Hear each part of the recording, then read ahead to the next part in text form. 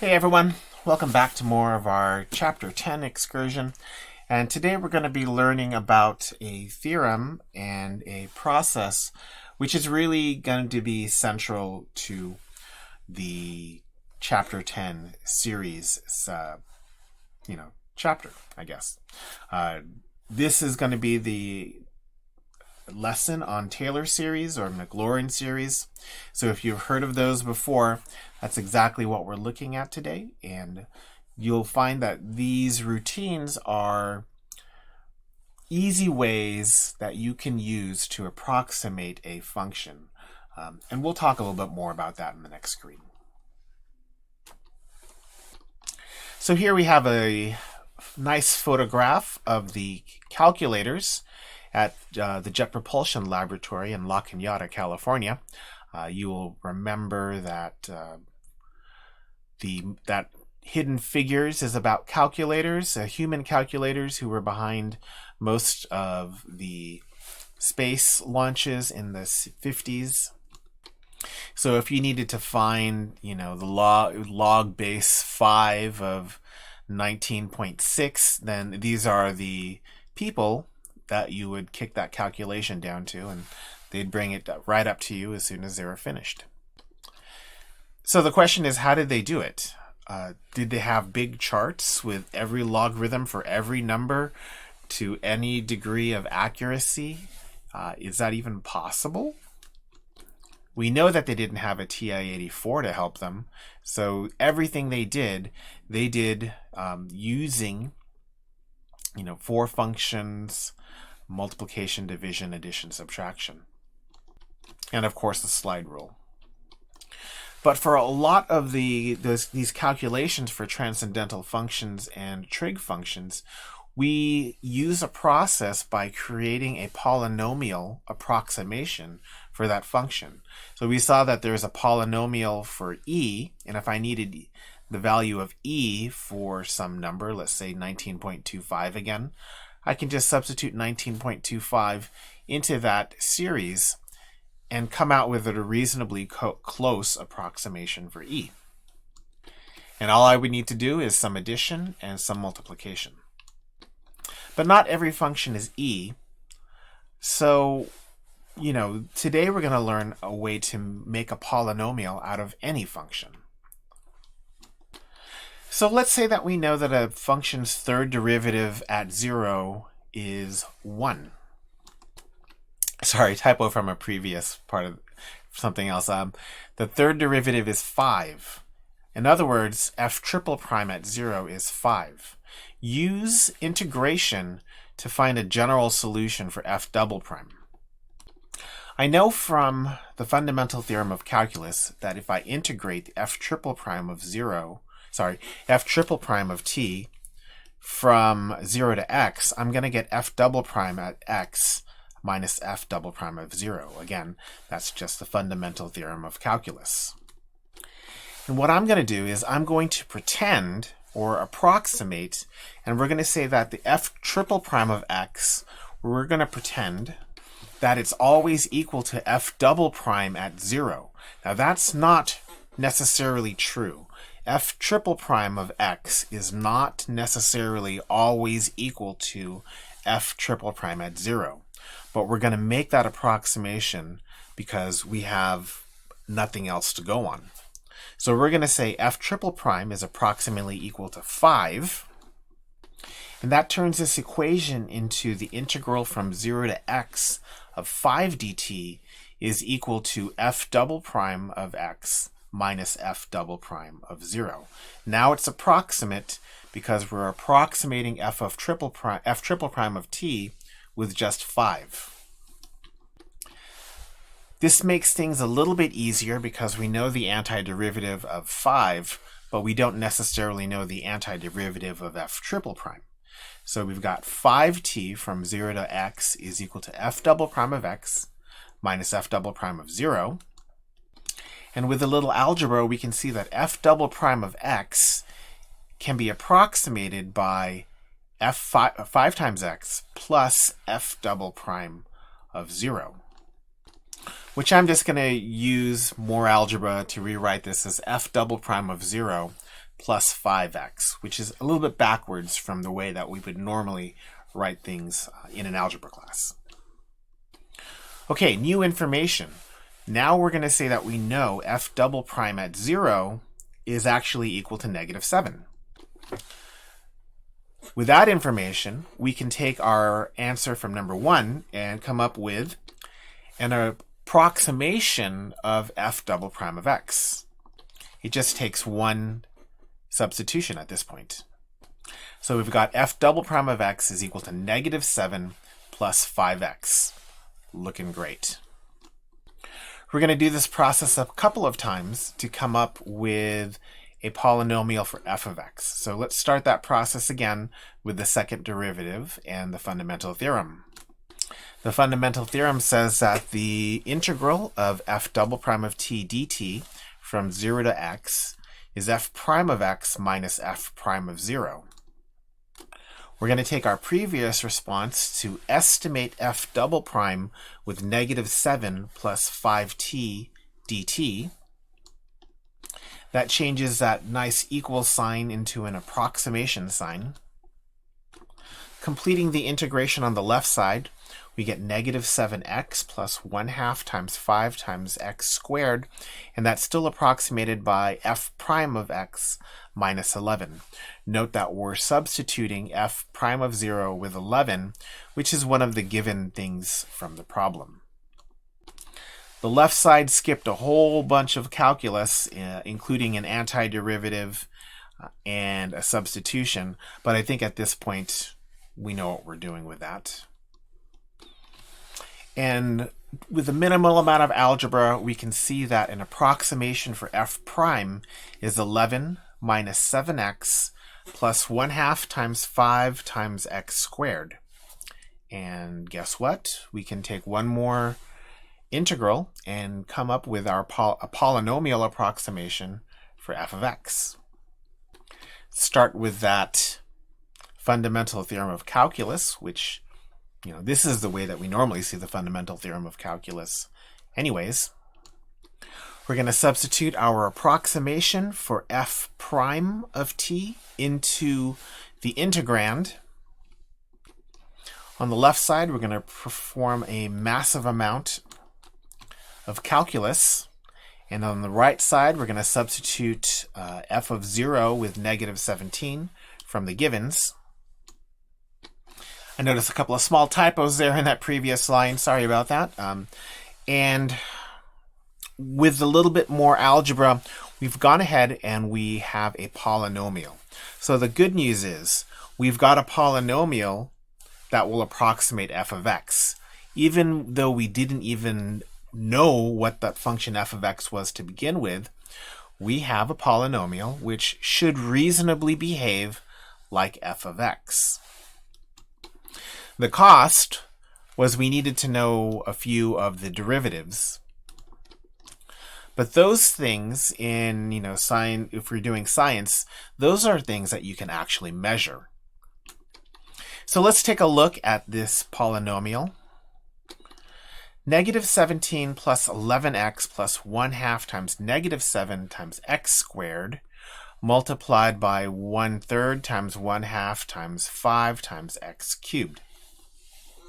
First thing I want you to notice, if we take all of the terms and we give them an x, that first term would get x to the 0 power, and of course that second term gets x to the first power.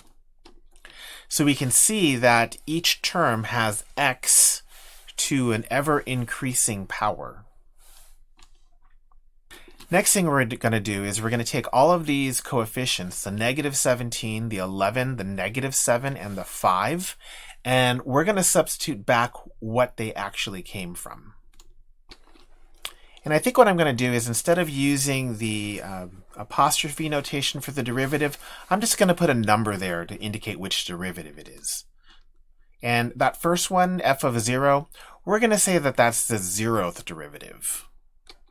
Now we can take a look at the derivatives, and we can see the derivatives are also increasing: 0, 1, 2, and 3. Also, the order of the derivative matches with the power of x. Now for those first two terms, they didn't have a coefficient, so I'm going to try to continue the pattern, and I'm going to give them the coefficient 1 over 1, and the second term will give the coefficient 1 over 1. And, while we're at it, let's give everybody a 1 over 1. So each term of this approximation is going to be composed of 3 parts. The first part is in the green box. That's going to be a coefficient. Let's take a look at the pattern. 1 over 1 for the 0th term. 1 over 1 for the first term. That's kind of concerning. 1 over 2 times 1 over 1 for the second term, I guess the third term, the second ordered term. And 1 over 3 times 1 over 2 times 1 over 1 for the third ordered term. We could probably simplify matters greatly by putting everything in those coefficients on a common denominator, or we'll just multiply it all together. The next thing that all of these terms have in common in the blue box would be some ordered derivative. And remember, when I say 0 derivative in that first blue box, I just mean f of 0. And then, of course, the last thing they all have in common is an x to some increasing degree of power. So refresh once more time. Each term consists of a coefficient, a derivative, and a power. So at this point, I hope that your mind is starting to think about, well, what is the pattern here? And I think it's a pretty easy one to see. You can probably see it pretty well. First of all, let's tackle the green box here. And in the green box, we have, for the third derivative, this one right over here, we have 3 times 2 times 1, which is 3 factorial. I hope you saw that. The next one, f double prime of 0. The second degree term, we've got 1 over 2 times 1, which I hope you saw. That's just 2 factorial. The first degree term, we just have 1 over 1. That's just 1 factorial. And then for the 0th order term, I have 1 over 1, which you might think is 1 factorial. But did you know that 0 factorial was equal to 1? So actually, knowing that 0 factorial is 1 makes this pattern really neat. So we're going to multiply the third derivative by 1 over 3 factorial. We're going to multiply the second derivative by 1 over 2 factorial. We're going to multiply the first derivative by 1 over 1 factorial. And we're going to multiply the function, the 0th derivative, quote unquote, by 1 over 0 factorial. The only two that we're really going to have to do in practice is going to be 1 over 3 factorial and 1 over 2 factorial. But it's good to know that the pattern actually does complete itself really nicely. So what do you suppose the factor for 1 over 4 factorial would be? What about the 1 over 5 factorial? What do you think that coefficient is going to be? And for those two terms, hopefully you see that we're going to get 1 over 4 factorial times the fourth derivative of 0, and 1 over 5 factorial times the the fifth derivative of 0. So this process can be used to create a polynomial for any function as long as it has enough derivatives. We just multiply 1 over a factorial times the derivative evaluated at 0 multiplied by x to the appropriate power. Remember, there's 3 things in every term. So let's see. Let's do something for, what is this, sine x? So we're going to look at all the derivatives. So we got f of x is sine.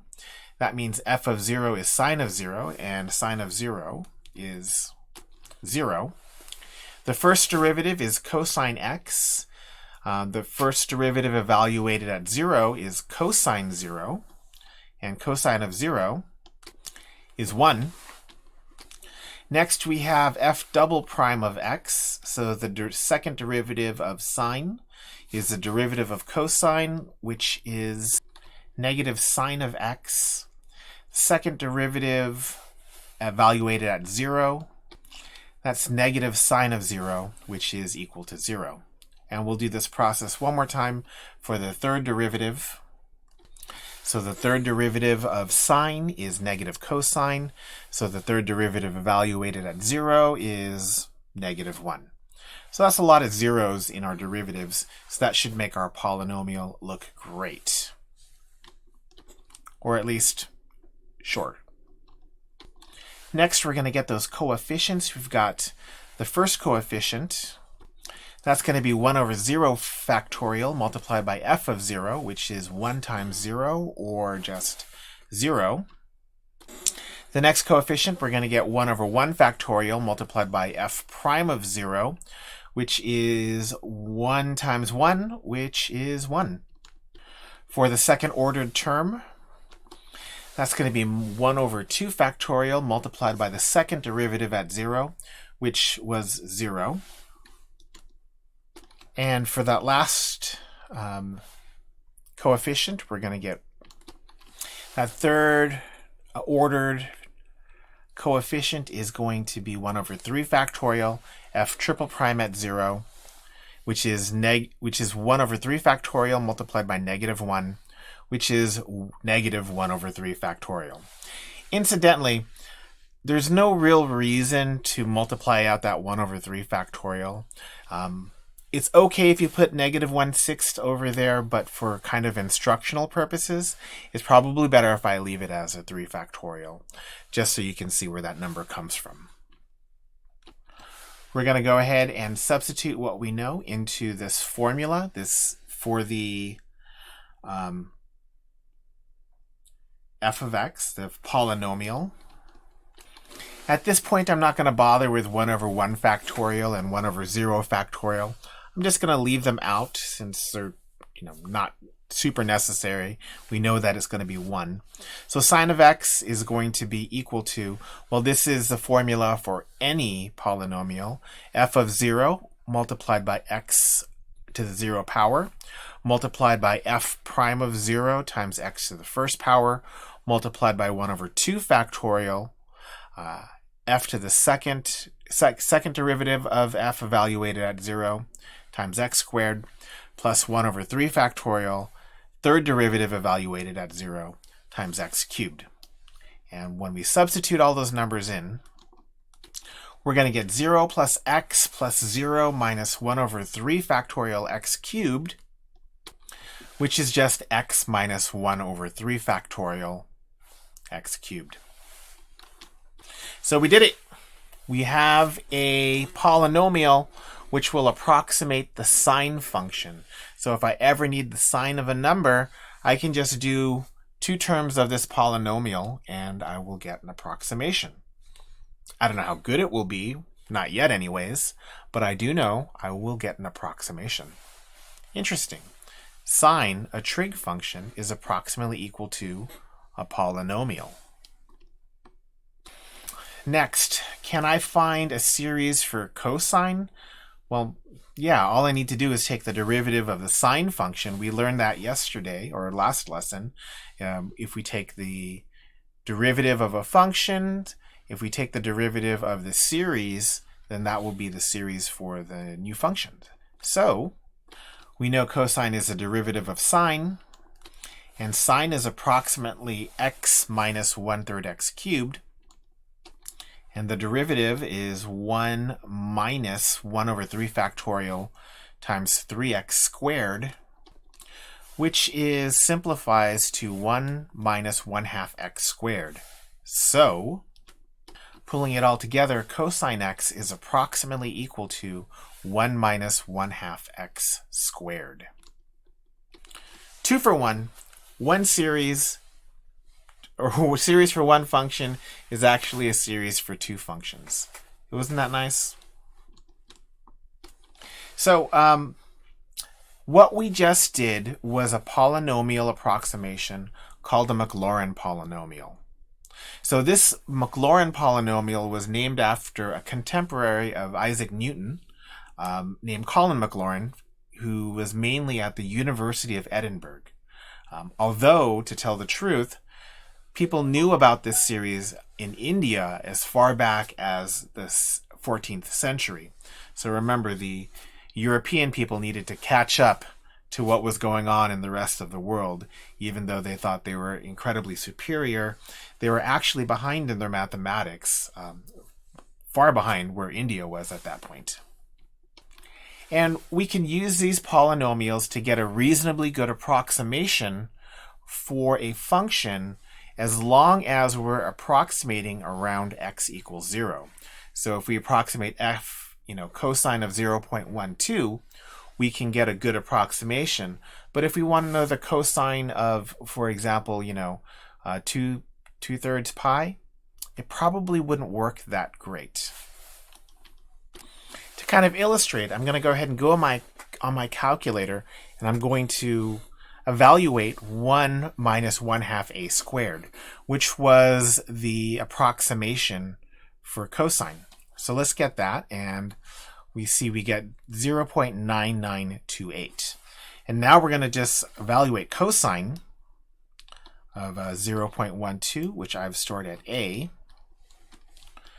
And I get 0.9928. So, dead on, really, as far as the first 4 decimals go. But what if I get a number further out?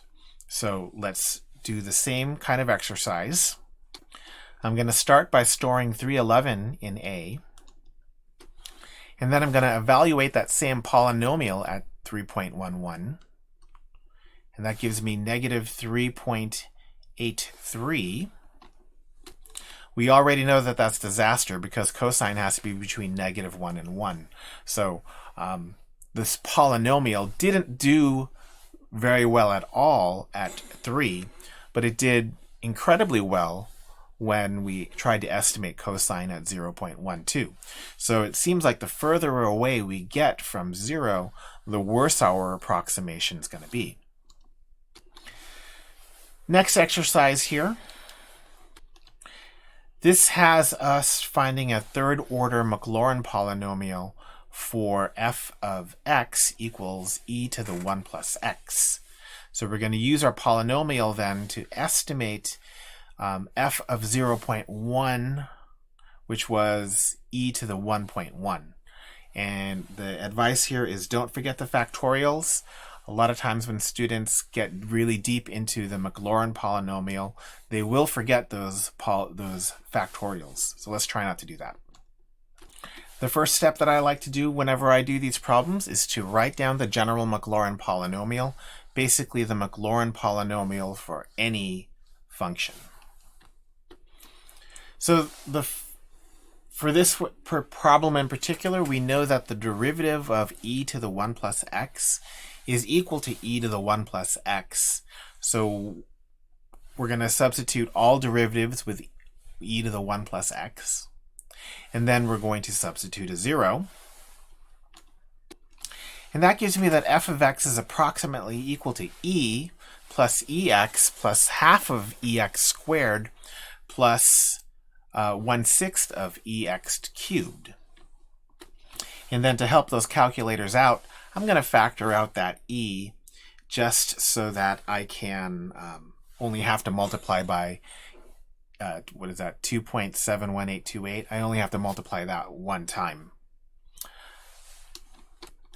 This gives me that e of 1.1 is going to be equal to f of 0.1, which is e multiplied by the sum of 1 plus 1.1 plus half of 1.1 squared plus 1/6 of 1.1 cubed. Now I'm going to cheat a little bit here, and I'm going to use my calculator to evaluate that, just so you don't have to see me do any long division or long multiplication. Okay, here we are in the calculator, and as you can see, I'm only going to use 2.17 to approximate e. That's probably as much multiplication as I would do by hand. And let's see what we come up with. 6.351. And I just realized I substituted the wrong number. It should have been 0.1. So let's get a number here for that. And we get 2.39. And we have e to the 1 plus 0.1 is 3.004. Not terribly close, because like a dingbat, I used the wrong number for e. It's 2.71. And I'm never going to live that down, and it's here on video. 2.99. And we compare that with 3.004. Imagine what would happen if we used another digit in my e. Well, you don't have to imagine it. We can just put in another digit. E is approximately 2.718, and that gives me to 3.003. So within the 100th place now, we're pretty good. And remember that all of this that we have here, I could have done using pencil and paper. I just didn't want to expose you to my even worse skills with multiplication. Back over here, we've got our approximation. E to the 1.1 power is 2.995. Okay, Maclaurin's polynomial is actually a special case for a polynomial named for Brooke-Taylor. And basically what happens is with Taylor, we take the Maclaurin polynomial and we do a horizontal shift to get a polynomial that is centered at a place different than 0. So if we take a look at the Taylor polynomial formula, actually before we do that, I got to read this one over here. The Taylor polynomial, ironically, that was given, the name of that polynomial was given to Taylor by Maclaurin. Colin Maclaurin decided, hey, let's name this polynomial after Brooke-Taylor. And as fate would have it, the Taylor polynomial is actually the way that you're going to see, that's actually the name, you're going to see both Maclaurin and Taylor polynomials. So, you know, I guess Maclaurin had it both ways, even though most people will remember the name of Taylor more than they'll remember the name of Maclaurin. Which doesn't matter because, you know, in the 14th century, we had the Indians doing these polynomials way before these British dudes were. So, okay, let's go back to this polynomial. Notice what happens here. Instead of 0, we have a, and then instead of just x to a power, we have x minus a to a power. And that's the only thing that really changes. So we can do our Taylor polynomial here for our example then. If g of 2 is 1, g prime of 2, there's another typo. G prime of 2 is negative 1. G double prime of 2 is 18, and G triple prime of 2 is negative 6. What's the third ordered Taylor polynomial centered at x equals 2 that approximates G of 2? There's another typo, G of 0. And then use that polynomial to approximate G of 1.9. Okay, so just like before, I'm going to copy and paste here a little bit from what we saw above, because this is exactly the same workflow. So start off by writing the general Taylor polynomial. Okay, there's our general Taylor polynomial. Instead of a 0, we have an a, and instead of x, we have x minus a. And then we're going to substitute the derivatives. So we'll change everything to g, and instead of a, we know a is 2. Because we are centering our polynomial at 2, it says here Taylor polynomial centered at 2. So all of the a's become of 2. And then we're going to evaluate all the derivatives. Luckily for us, all of the derivatives are listed for us. So now we have all those derivatives substituted in there. G of 2 was 1. G prime of 2 is negative 1. G double prime at 2 is 18, and G triple prime at 2 is negative 6. At this point, we could simplify if we really wanted to, but there's not really a need to simplify. I'm not going to do all of this multiplication On paper, I'm just going to go ahead and put this in my calculator. So now we need to approximate g of 1.9. So substitute 1.9 for x. Do a little bit of simplification here with 1.9 minus 2 is negative 0.1. Let's get the entire thing in our calculator and whoops. Here we go. 1.104. So we've got g of 1.9 is approximately equal to 1.10483. This brings us to the important ideas of the lesson, and the first one is the idea of a Taylor series. And a Taylor series is the infinite series that we saw. So instead of having, just 3 derivatives, we have an infinite number of derivatives. It's the same formula, but what we did today was mostly the Taylor polynomial. In the Taylor polynomial, we truncate the Taylor series and we only use a limited number of derivatives. And then we can use that Taylor polynomial to approximate any function as long as we know the derivatives of that function. We don't even need to know what the function is, we just need to know what the derivatives of those functions are. When we talk about the degree of the polynomial, that's the same thing as saying the order of the polynomial. So a third ordered Taylor polynomial will have all the way up to the third power. The Taylor polynomial looks just like the Taylor series, except for, we stop the Taylor polynomial at some degree, maybe the third degree, usually the third degree. To create a Taylor polynomial, you just need to substitute the derivatives, the value of the derivatives. You're going to be substituting numbers, and then you're also going to be substituting the center of that Taylor polynomial. A is, of course, the center of that polynomial. If A happens to be 0, then that Taylor polynomial or Taylor series will be called a Maclaurin series or a Maclaurin polynomial, and that's just a little bit of vocabulary, I suppose. And okay, with that finished, let's go ahead and check our understanding a little bit. Write the third ordered Taylor polynomial centered at x equals 0 for the function h of x equals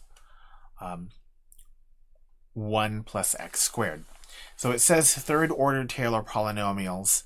That means we're going to need 3 derivatives of h. To start off, we know that h of x is 1 plus x squared. First derivative is x over 1 plus x squared. Our second derivative is 1 over 1 plus x squared to the 3/2 power. And then our third derivative is negative 3x over 1 plus x squared to the 5/2 power. Now, I'm not going to lie, that's a lot of derivative work for you to do. So if you got a little bit discouraged getting these derivatives, the important thing is that you get these derivatives correct. Most likely, you're not going to have a Taylor polynomial problem where your success hinges on taking a difficult derivative. In any case, with all of those derivatives in place, we can get all of the derivatives evaluated at 0, which is what we really needed. So h of 0 is 1, h prime of 0 is 0, h double prime of 0 is 1, and h triple prime of 0 is 0. Now we're going to go ahead and do our plan. Write down the general polynomial for h, substitute derivatives, and then simplify. This problem isn't asking you to evaluate or approximate anything. It just wants to know what the third ordered polynomial is. So here we go. We've gone up to the third derivative, and this is what we get. Even though the highest power isn't 3, you can see that we actually substituted the third derivative in here. It just happened to be a 0 term. So there we go with question 1. Question 2 says to find a third ordered Taylor polynomial centered at pi over 4 for f of x equals cosine x. Now we had a polynomial for cosine x, but it was centered at 0. So that's not a polynomial that we can reuse. We can't just stick a minus pi over 4 into everything and expect it to work out. It's not going to work out. So whenever the center has changed, you're going to have to redo the entire thing. So let's go ahead and get our derivatives for cosine. It says third ordered, so we'll go to the third power, the third order derivative. Now cosine, or f of x is cosine, f prime is negative sine, f double prime is negative cos, and f triple prime is sine. Now we're going to evaluate all of our derivatives. You'll notice that all of these derivatives turned out to be either root 2 over 2 or negative square root of 2 over 2. Next step is to do the general polynomial. Okay, with the typo, that's better. With the general polynomial in place, we're going to substitute our derivatives, and we're also going to substitute the center. We're going to substitute the derivatives and the center. Okay, here we've got pi over 4 substituted for every instance of a. And so all those derivatives are either root 2 over 2 or negative root 2 over 2. That's why we did all of our the work ahead of time to make this a little bit easier. So that's it. If you wanted to factor out square root 2 over 2, I'm sure that would be fine, although there's no real need to. Don't do any needless algebra in this section. That's just another place where a mistake could happen. Not that it'll happen for you, because I know you're all great at your algebra.